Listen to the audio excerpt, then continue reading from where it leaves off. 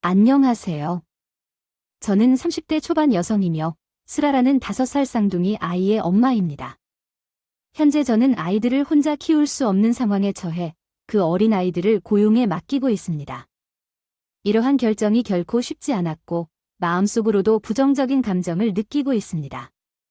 예전에는 부자도 아니었지만 서로를 사랑하고 아이를 아끼는 따뜻한 남편이 있었습니다.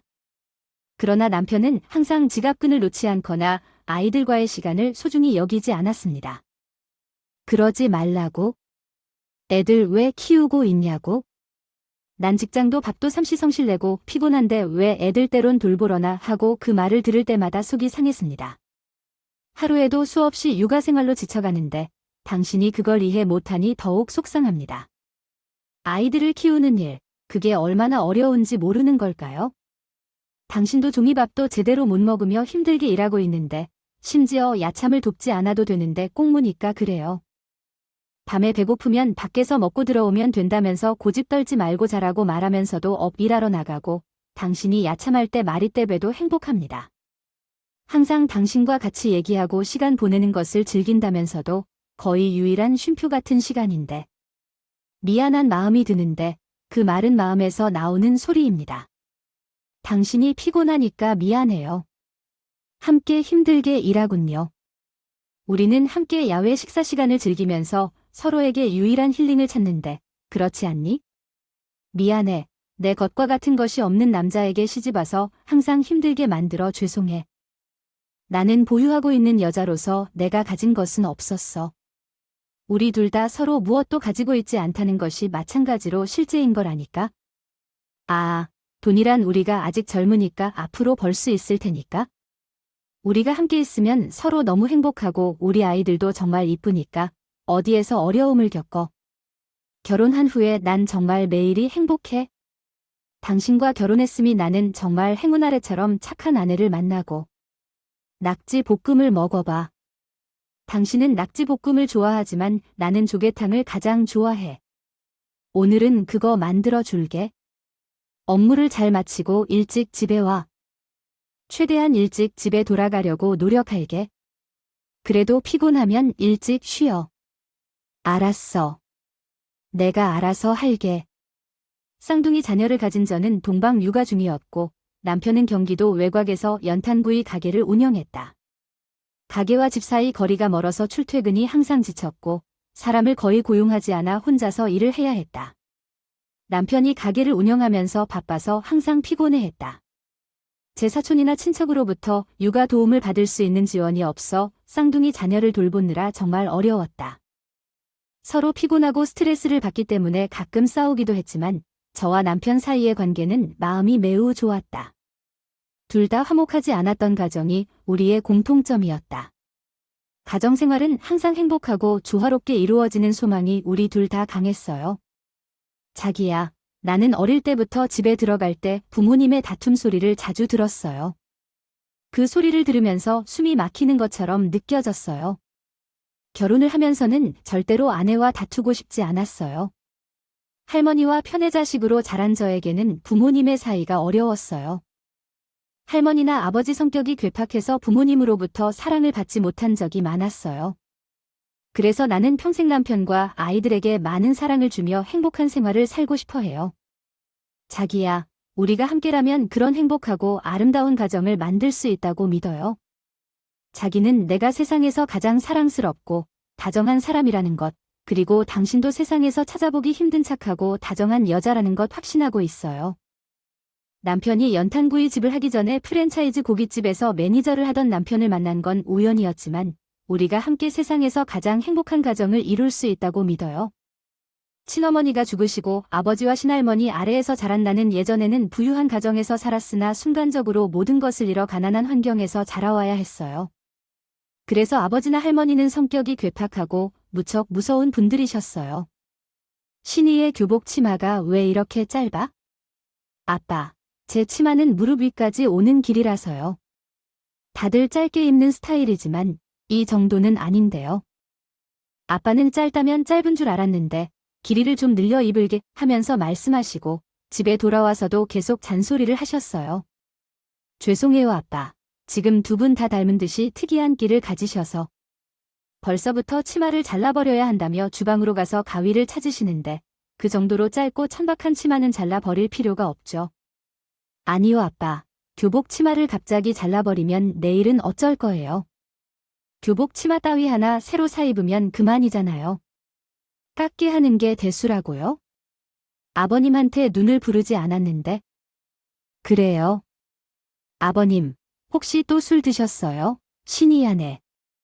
오늘따라 컨디션 안 좋으시니 건드리지 말고 얼른 방에 들어가세요. 잔다. 어머니가 더 문제라고요.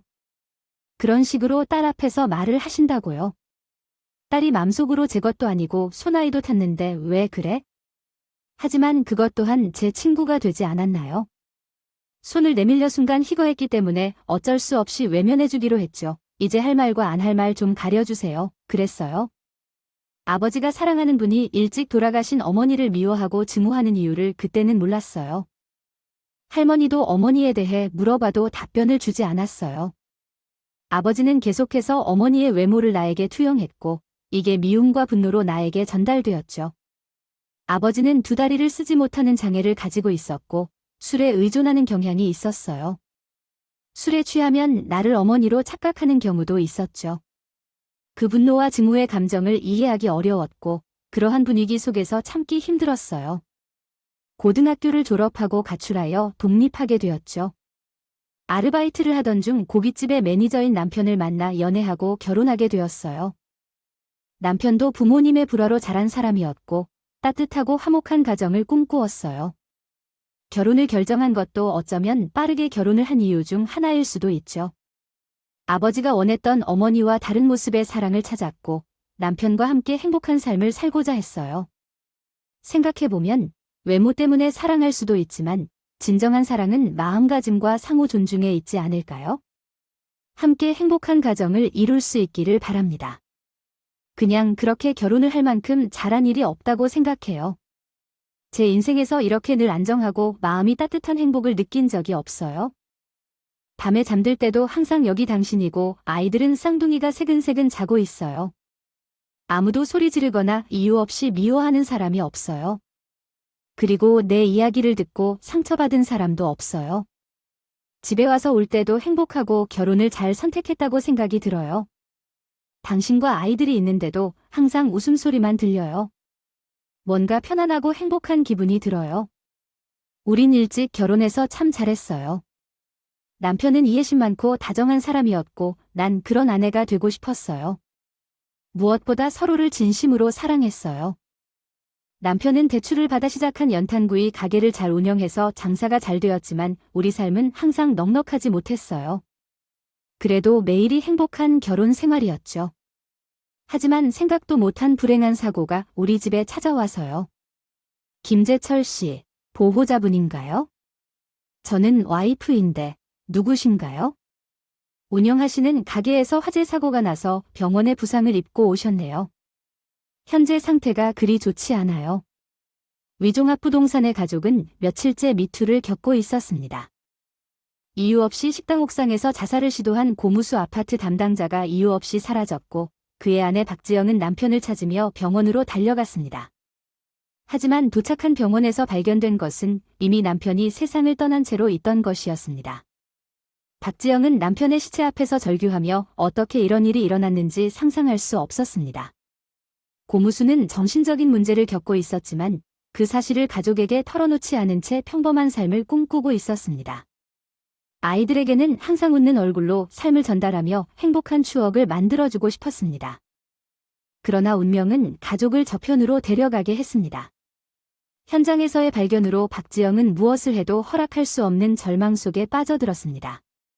안타까운 일이 일어난 것을 깨달은 아이들은 왜 아빠가 떠나갔는지 이해할 수 없었습니다. 어린 마음에는 아빠가 하늘로 가는 것이 무엇을 의미하는지 이해할 수 없었습니다. 박지영은 다시 일상을 이어가야 했지만 상처는 여전했습니다. 아이들과 함께 미래를 향해 걸어가는 그녀의 모습은 가슴 아프기만 했습니다. 어린이들이 있었습니다. 아직 죽음의 의미를 모르는 어린 아이들에게 정확한 설명을 할 여유도 없었기 때문에 제가 밥 한 숟가락을 먹이고는 눈물을 흘리며 밥 한 숟가락을 먹이고 콧물을 닦고 또 먹이고를 반복해야 했습니다. 경찰 없이 공허하고 놀란 가운데 남편의 장례식이 열렸습니다. 우리 부부는 사실상 같은 처지였다. 남편이 떠나 가버려서 어떻게 할지 모르겠다. 어린이들은 겨우 걸을 수 있는 처지인데 어른 쌍둥이도 없고 젊은 엄마도 없어. 할머니나 친척도 없어. 앞으로의 삶이 막막할지 몰라도 하루아침에 동정을 받는 처지가 되어버린 나의 상황을 분명히 이해할 수 있겠다고 생각했습니다. 저는 큰 어른이지만 무엇보다도 어린 아이들의 장래가 너무 걱정되었습니다. 그동안 남편이 벌어온 돈으로 생활비를 이어가면서 아이들을 돌보는 일에 전념했기 때문에 당장 내일의 삶이 걱정이었습니다. 친정 아버지는 알코올 중독으로 인해 요양원에 있었고 살아계신 친할머니는 5년 전에 노안으로 인해 돌아가셨습니다. 남편의 부모는 중학교 때 이혼해 거의 절연된 상태였기 때문에 연락처도 거의 없었습니다.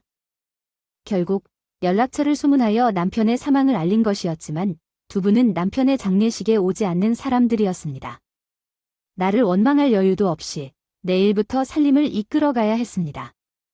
가까운 친척 몇 분께 아이들을 돌봐달라고 부탁했지만 돌아오는 것은 차가운 거절뿐이었습니다. 그것은 단순히 말뿐이었습니다. 사과하지만 아이를 키우는 것은 쉬운 일이 아닙니다. 게다가 관절염과 고혈압으로 더 어려워졌습니다. 그래서 최종적으로 우리는 고아원을 선택했습니다. 아이들을 맡겼을 때 마음이 아팠고 가슴이 찢어지는 듯했습니다. 우리는 좋은 부모가 되어 사랑을 주겠다고 다짐했는데 결국 아이들을 고아원에 맡겼습니다. 일단 사정이 좋아지면 다시 아이들을 데리고 가겠다는 약속을 잊지 않았습니다. 지금은 남편 문제로 어려움을 겪고 있어서 재촉으로 아이들을 고아원에 맡기게 되었습니다. 적어도 3년이 아니라 2년만 아이들을 부탁합니다. 그러면 그 후에는 꼭 아이들을 데리러 올 것입니다.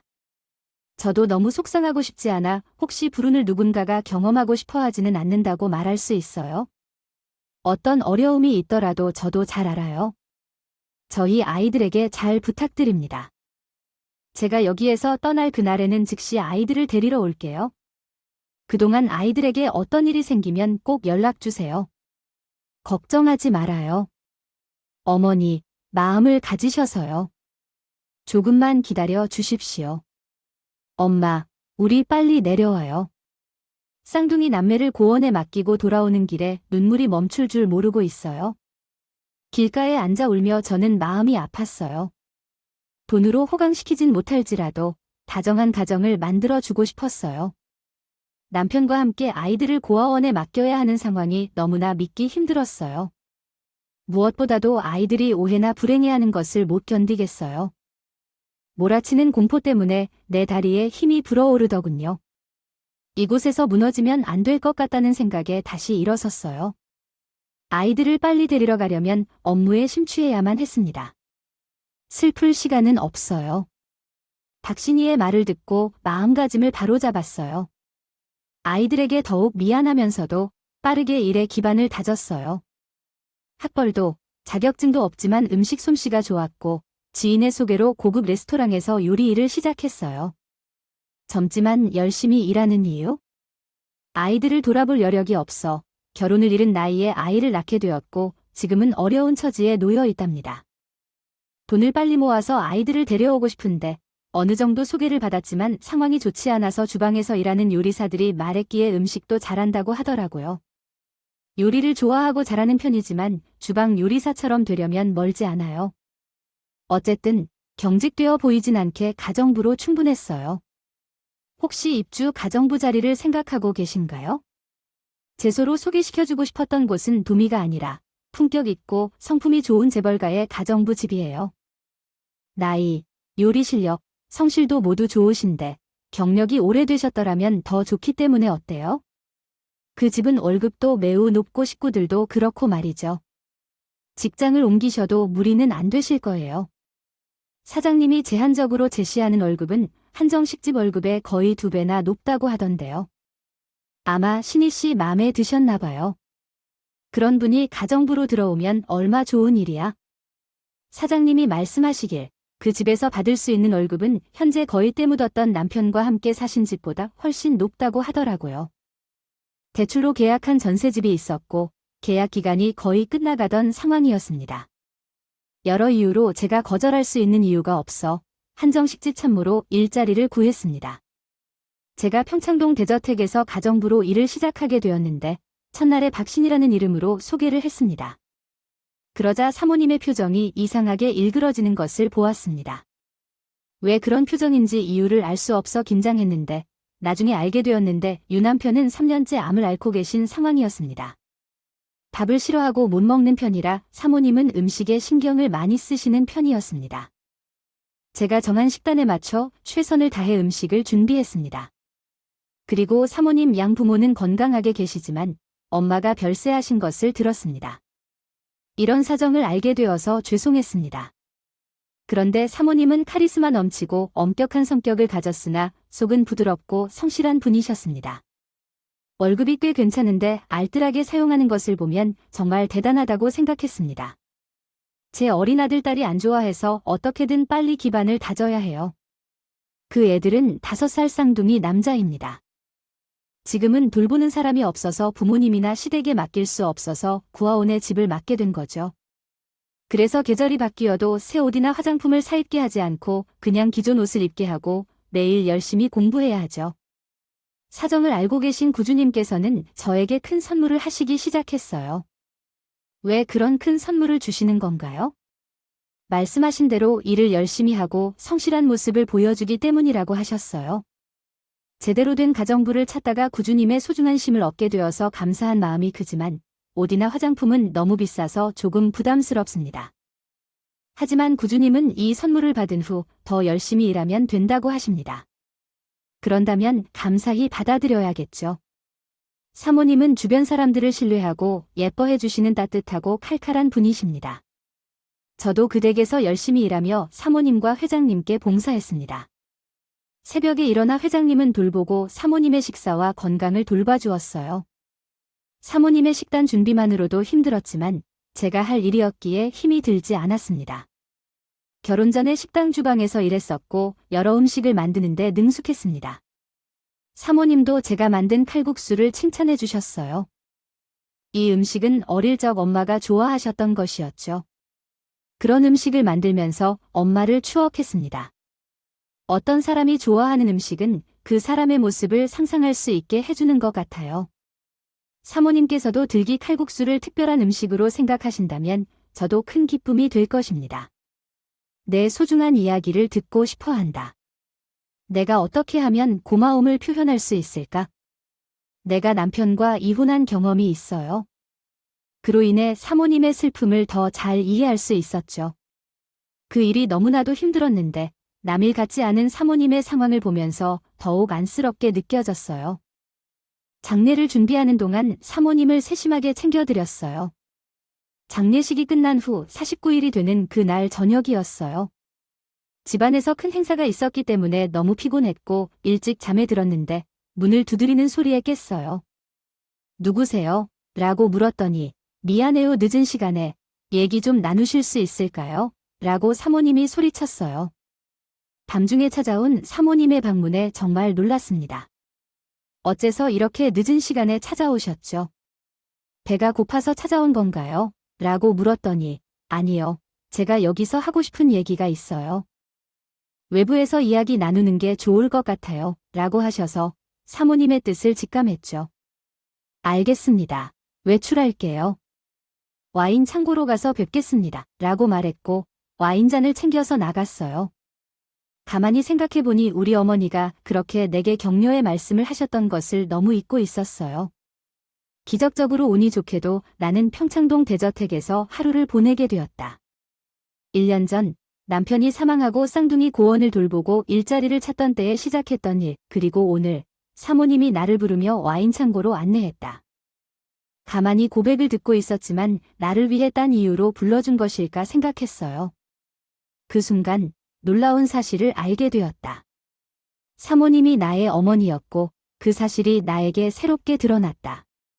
엄마가 도움을 받으려는 중이었다. 나는 누굴 도와주고 더 많은 사랑을 주어야 하는 것이 분명해졌다. 그 사람은 왜 그런지 성격도 괴팍하고 이름도 박영만 맞잖아. 사모님은 어떻게 그렇게 좋은 걸 알고 계시나요? 신이라곤 내가 당신을 내가 증언입니까? 외치며 끌어안는 사모님이 있었습니다. 사모님 말이 안 돼요. 제 엄마는 분명히 돌아가셨다고 들었는데. 너희 할머니랑 아빠가 너와 나를 철회시키고 거짓말했다고 합니다. 난 너를 낳고 키우던 상황이었어. 이혼당한 것 같고 쫓겨난 것 같아. 그렇게 말하며 와인 창가에 앉아 울부짖는 사모님이 있었습니다. 그러더니 무릎을 꿇고 두 손을 모아서 사죄하러 오시는 사모님이 있죠. 미안해. 어미가 아이를 남기고 떠나선 안 된다고. 쓸데없는 어미를 부탁에 대우해야 해. 전 영문을 파악할 수가 없었고 모든 상황이 믿기 어려워 말 못할 정도였습니다. 사모님이 제 현 엄마라니. 그러나 사모님도 한번 입장을 바꿔 생각해 보세요. 제 상황이라면 지금 그런 고백이 진짜처럼 느껴질 것 같으세요? 당황스럽고 놀랍다는 거 알아요? 그런데 내 지난 사정을 내가 듣는다면 너도 내 입장을 조금은 이해해 줄 거예요. 신이야, 눈물을 흘리며 고백한 사모님. 아니, 우리 친엄마의 과거 이야기는 정말 이직하고 모진 사연이었습니다. 사실 우리 친가가 옛날에는 아주 부자였다고 합니다. 중소기업을 운영하는 사장이 우리 친할아버지이고 친아버지에도 재력은 여전해서 드라마에 나오는 대저택에서 살던 친할머니와 아빠였다고 합니다. 그렇게 우리 친가가 위세가 등락했다. 며느리로 시집 온 사람이 우리 친엄마였던 거죠. 별 볼 일 없는 집에서 시집 왔으면 고분고분하게 말이라도 잘 들어야지. 이건 뭐 하나 예쁘게 볼래야 팔줄이 없으니 원. 아휴, 순희 엄마 어디 가는 거야? 콩나물이 떨어져서 잠깐 시장에 가는 거예요. 집에 일하는 사람이 없어서 운전기사가 없어 콩나물 사러 가는 걸 내가 외출한다고 그 말이야? 그런 건 일하는 사람을 고용해야 해. 그리고 쓸데없이 외출하지 말라고 몇 번 말했잖아. 입술에 립스틱을 발라 왜 자꾸 그렇게 그런 척 하는 거야, 여보? 왜 자꾸 그런 일로 화를 내고 다니는 거야? 집에서 젖목을 키우는 엄마가 립스틱을 발라서 누구 보러 가겠냐고. 당신, 혹시 콩나물 사러 간다고 다 핑계로 쓰고 있지 않나요? 만남이 있었는지도 모르는 남자들이 너무합니다. 그만해주세요. 아무리 어린 신부라도 귀가 나눠지니까 아이 앞에서 그런 말을 하지 마세요. 의심하는 말을 그만하라는 말이에요. 차분하게 행동하세요. 집 아기도 있는 유부녀가 그렇게 섹시한 스커트를 입으면 서늘할 테니까. 아저씨, 그만하세요. 짧은 치마도 아니고 무릎 아래까지 오는 치마를 입었는데도 절대로 의심하지 마세요. 어젯밤에 12시까지 통화한 그 남자, 그런 남자는 우리 사촌 오빠예요. 몇 번을 말했어요. 삼촌이 위독해서 걱정해서 전화를 했어요. 믿지 못하면 지금 전화해서 확인해 보세요. 못 믿겠다면 확인해 보세요. 여보, 그만해 주세요. 내 남편 앞에서 소리 질러선 안 돼요. 친정 엄마가 리가를 치든 사람을 뻔히 보면서 말도 안 되는 트집을 잡는 건 왜 안 말립니까? 이런 말도 안 되는 행동을 하면서 다른 사람한테 뭐라고 합니까? 아빠가 그런 말을 하겠습니까? 아빠가 돌보러 다니는 모습을 생각하지 않았나 봐요. 아들의 책임을 왜 지냐고 하는 건 그럴듯한 것 같아요. 소아마비 때문에 어렸을 때부터 양다리가 불편했던 아버지는 할아버지의 사업을 상속받아 경영하다가 사업이 부진하여 일선에서 물러나 집에서 소득을 올리고 있었어요. 그 원인 때문인지 계속해서 여러 실패로 인해 나오는 열등감과 화를 엄마에게 터뜨리며 고민 증세를 보이기 시작한 아버지였어요. 거기에 더해 그 고민 증세는 날이 갈수록 더해져가고 또 그 아들의 병적인 집착을 곁에서 부추기는 할머니가 있었어요. 그 부인과 소모는 사람을 말려주는 스타일이었어요. 그런데 남편은 고민증을 비추는 시어머니는 그런 남편의 병적으로 집착하는 광기 감염한 엄마는 심한 우울증으로 마음을 실어서 다시 결혼 생활을 이어갈 수 없다는 결정을 내리게 되었대요. 어머니, 이 가정을 계속해서 이끌어갈 수 없어요. 나만 몸만 가려고 하니 신이만 저 데리고 가게 해주세요. 누구를 따라갈 건가요? 딸인 신이만을 부탁합니다. 우리 신이는 아직 어린애예요. 신이만만 가지고 가면 이 가정에 나쁜 소문도 안 터져요. 이 말에 신이는 안 와서 그간의 복잡한 심정을 마주하고 있었던지요. 신이는 두고 간다 결국 결국 나 몰래 눈물로 가득 조용히 떠나나니. 그래, 그놈이 대체 누구야? 그렇게 도망가면서 바람을 피우는 거야? 옆집 조다가 딸을 내게 주겠다 하고 세상에 싸우는 것 같아. 제발, 그만해. 이따가는 제대로 된 이야기를 써야 해. 너는 우리가 끝까지 바이러스가 되는 거야? 내 옆에 바람을 피우는 논평이 없는데 누가 내 이야기를 믿겠어? 아무도 믿지 않는데 상관이 없어. 이 집구석에서 살다 보면 내가 미쳐버릴 것 같아. 이혼할 거야. 이혼은 너의 자유지만 신은 아니야. 내가 건강하게 살아있는데 낯선 녀석한테 말이 되는 소리 하며 사는 건 싫어. 혼자서 절대 못 보겠어. 살아있을 때도 내 딸 만날 생각 못해. 만나면 너도 죽이고 친정도 오염시킬 거야. 그때는 우리 본가의 위세가 컸다고 들었어. 재력도 너무 컸어. 선대의 할아버지는 인맥이 좋았다. 엄마는 그 협박을 했다는 걸 알았고 어쩔 수 없이 나를 포기하고 이혼을 했어. 할머니와 아버지의 성격은 이상해. 나도 그 영향을 받아 행복하지 못한 시간을 보냈어. 엄마의 이야기를 들으니 의심스러운 행동을 했다. 아빠도 도내가 크면서 투사가 있다는 걸 알게 됐어. 이런 내 이야기를 듣다 보니 눈물을 흘리며 미안하다고 했어. 미안하다 신이야. 어느 순간에 꽂힌 엄마의 가족들이 나를 찾지 못하고 미안하다고 해.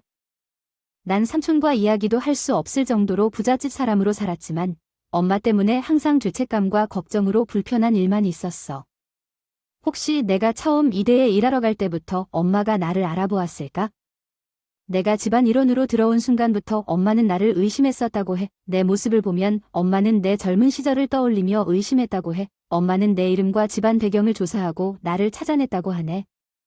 하지만 회장이 살아계실 때는 모든 것을 밝히기 어려웠다고 해. 그 사람에게 충격을 주면 안 되는 일이었기 때문에 엄마는 뒷일이 생기기 전까지는 모른 척 했다고 하네. 나도 어쩔 수 없는 일이었을 거라는 생각이 드는데 엄마를 이해해주고 싶어. 엄마, 용서해 주세요.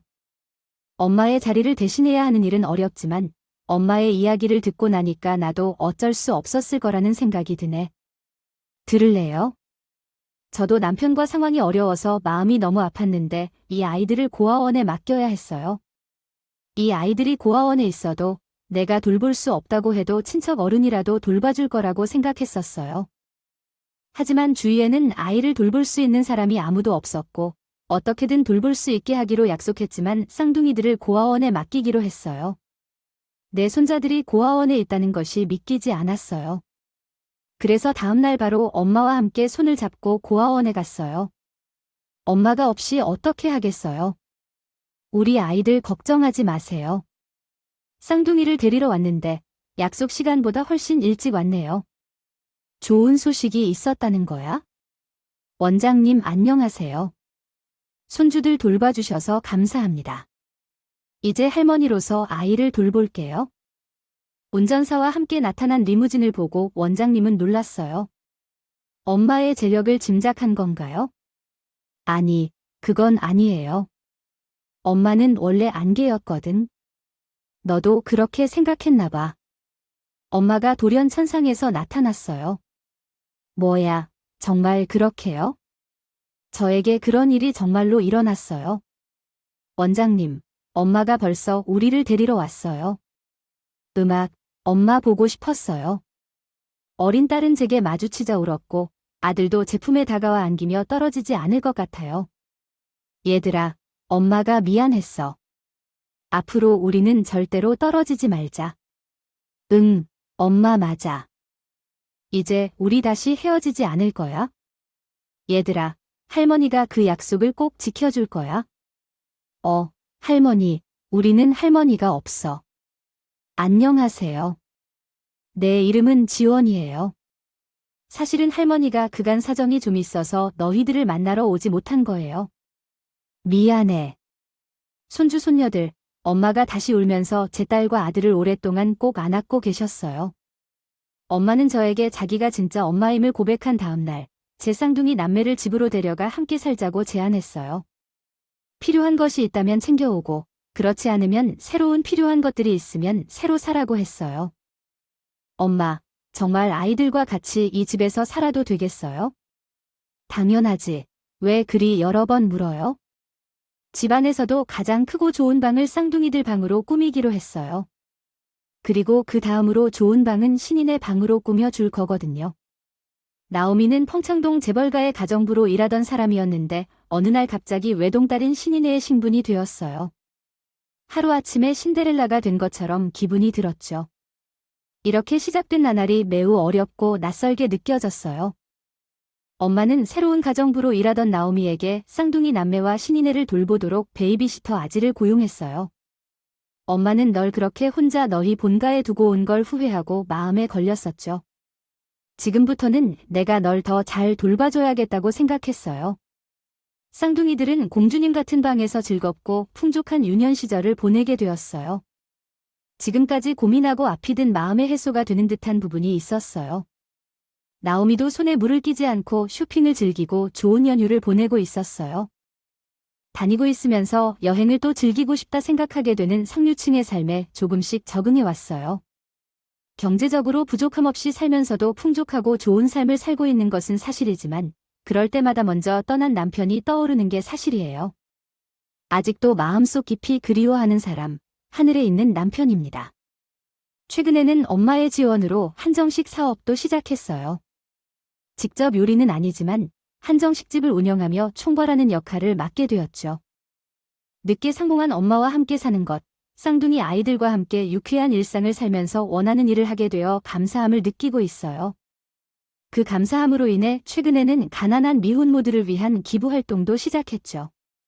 현실적인 고민도 있지만 여유로운 시간을 보내면서 남편과 함께 할 수 있다면 얼마나 좋을까 하는 생각이 들어요. 하지만 삶은 예측할 수 없고 항상 변화하니 슬퍼할 때는 너무 슬퍼하지 않고 행복할 때는 너무 행복해하지 않아야겠죠. 일상을 살아가며 경험이 쌓여가는 것에 감사하며 감사한 마음가짐으로 파이팅하려고 합니다. 감사합니다. 음악이 시작되었어요. 리듬 속에서 사람들이 춤추고 노래하며 즐거움을 함께 나누었어요. 함께한 시간은 정말 특별하고 아름다웠어요. 온몸에 흐르는 음악의 열정이 우리를 하나로 연결해 주었죠. 이 시간을 영원히 기억할게요. 소리가 남아있는 한 우리의 추억도 함께 남을 거예요. 함께 춤추고 노래한 그 순간이 이토록 소중한 이유를 알게 되었어요. 함께한 모든 이에게 감사한 마음을 전합니다. 함께한 시간이 꽉 찬 기억으로 남을 것 같아요. 그 시간은 영원히 빛날 거예요. 함께한 모든 이에게 감사합니다.